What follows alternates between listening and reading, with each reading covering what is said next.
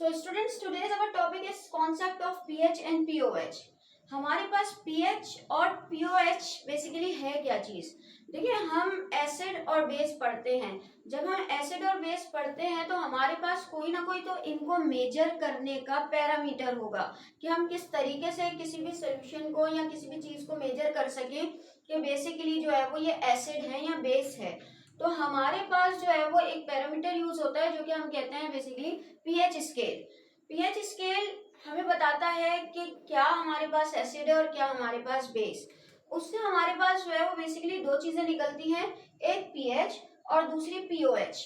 अब पीएच क्या है? PH basically potential of hydrogen consider की जाती है. अगर हम इसकी फुल फॉर्म देखें, पीएच मतलब पोटेंशियल ऑफ हाइड्रोजन, हाइड्रोजन की पोटेंशियल. अब क्या ये हाइड्रोजन की पोटेंशियल है क्या? Basically it is the measurement of the concentration of H ion. किसी भी एसिड में मौजूद एच आयन की कंसंट्रेशन हमारे पास जो है वो क्या चीज होती है? पीएच. ठीक है, और यही हमें बेसिकली इसी से हम मेजर करते हैं, हम पीएच स्केल के थ्रू ही मेजर करते हैं कि किसी भी एसिड की एसिडिटी है क्या, ये स्ट्रॉन्ग एसिड है या वीक एसिड, या और किसी भी अल्कली या किसी भी बेस की बेसिसिटी क्या है, आया कि ये हमारे पास स्ट्रॉन्ग बेस है या ये हमारे पास जो है वो वीक बेस है. तो हमारे पास पीएच मालूम करने का जो फॉर्मूला होता है वो होता है हमारे पास pH is equal to minus logarithm of hydrogen ion. Negative logarithm भी बोलते हैं हम इसे, हाइड्रोजन आयन का नेगेटिव लोगैरिथम. वो हमारे पास इससे हम जो है वो बेसिकली पीएच मालूम कर सकते हैं. पीओएच हमारे पास is the measurement of hydroxyl ion, OH ion.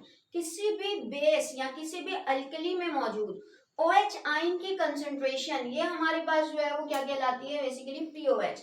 जिससे हम जो है वो मेजर करते हैं कि ये हमारे पास स्ट्रॉन्ग बेस है या ये हमारे पास वीक बेस है.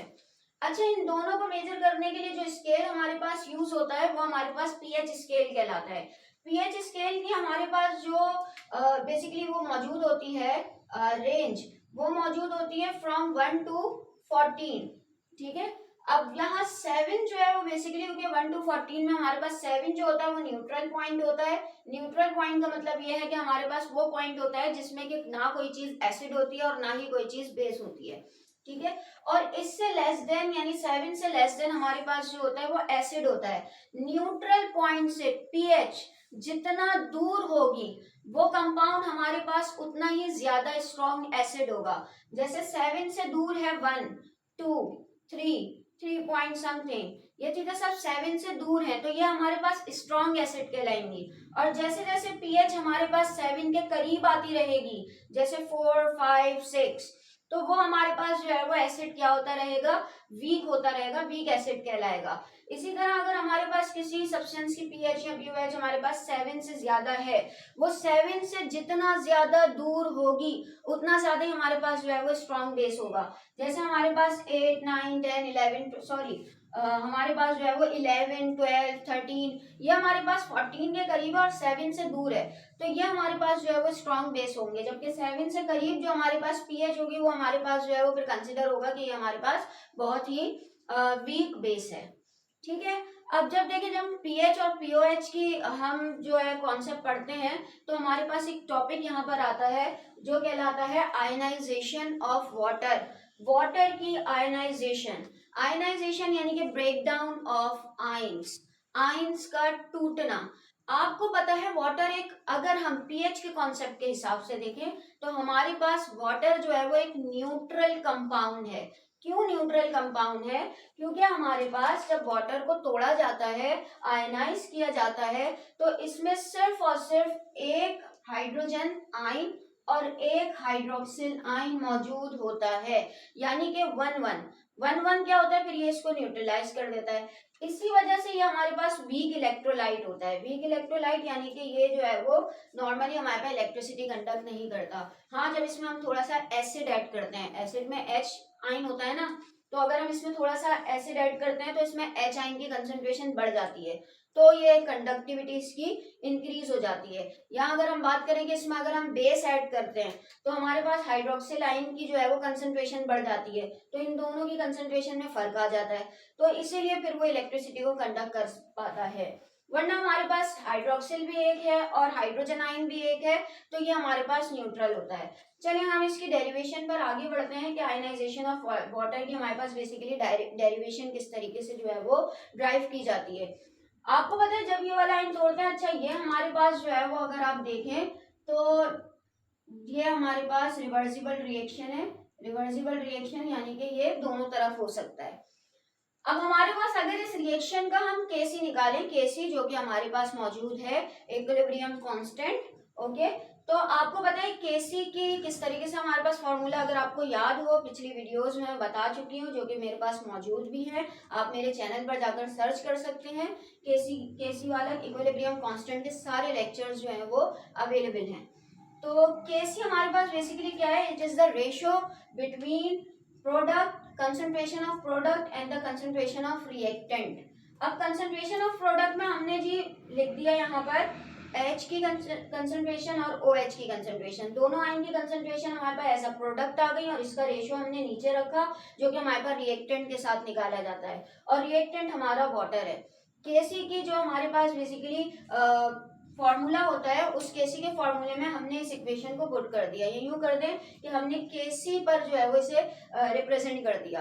अब देखिए भाई हमारे पास यहाँ पर एक चीज आती है KW, जो किसके बराबर है, KW पहले होता क्या है मैं बता दूं, it is the ionic product constant of water. Water की आयोनिक प्रोडक्ट कांस्टेंट, वाटर की आयोनिक प्रोडक्ट कौन सी निकलती है, ये दोनों निकलती हैं, तो इनका जो कांस्टेंट होता है KW वो बराबर किसकी होता है, वो होता है KC, और ये हमारे पास जो है वो रिएक्टेंट। तो अब इस इक्वेशन को दोबारा देखें आप, यहाँ पर हमारे पास अगर इस वाटर को आप इस तरफ ले जाते हैं तो यहाँ ये डिवाइड हो रहा है, तो यहाँ आने के बाद ये क्या हो जाएगा, ये हमारे पास जो है वो मल्टीप्लाई हो जाएगा केसी के साथ, केसी के साथ ये यहाँ मल्टीप्लाई हुआ। अब ये हमारे पास बराबर हुआ किसके, इन दोनों के, ठीक है। तो ये अभी मैंने आपको बताया कि ये केसी और हमारे पास रिएक्टेंट, ये वाटर का रिएक्टेंट यानी कि water molecule, concentration of water molecule KC के साथ जो है बराबर होता है KW के, जो कि आयनिक प्रोडक्ट कांस्टेंट है। तो अगर मैं यहाँ पर ये लिखने की बजाय ये लिख दूं तो बात एक ही है, दोनों एक दूसरे के बराबर हैं, तो ये इक्वेशन हो जाएगी हमारे पास KW is equal to H ion concentration and OH ion concentration, यानी कि active mass of H positive and the active mass of OH negative, जो कि हमारे पास यूं भी कह सकते हैं KW is equal to active mass of products. और ये किसकी प्रोडक्ट्स हैं, ये बेसिकली आयोनिक प्रोडक्ट्स हैं वाटर की।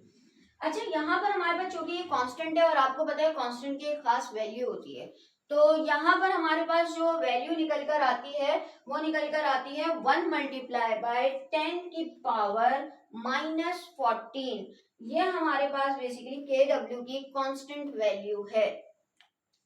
आई होप कि वाटर की आयनाइजेशन आपको समझ में आई होगी और पीएच और पीओएच का जो हमारे पास कॉन्सेप्ट है वो भी क्लियर हुआ होगा। अगर तो ये आपको लेक्चर समझ में आया हो तो अपने क्लासमेट्स के साथ जरूर शेयर कीजिएगा, और अगर इससे रिलेटेड आपको कोई भी डाउट या कोई भी क्वेश्चन हो तो हमें कमेंट सेक्शन में जरूर बताइएगा या हमें इंस्टाग्राम पर डायरेक्ट मैसेज कीजिएगा। सो अपना ख्याल रखिएगा और पढ़ाई पर फोकस करते रहिएगा। Thank you. इस टॉपिक से रिलेटेड कोई भी क्यूरी आपके पास हो तो आप हमें वो कमेंट के ज़रिए बता सकते हैं ताकि आपकी वो क्यूरी भी दूर की जा सके। इसके अलावा हमारी वीडियो को लाइक कीजिए, कमेंट कीजिए एंड सब्सक्राइब कीजिए हमारे चैनल को, और बेल आइकन को साथ में ज़रूर प्रेस कर दीजिएगा ताकि आगे आने वाली मज़ीद इन्फॉर्मेटिव वीडियोज़ आपको मिल सकें।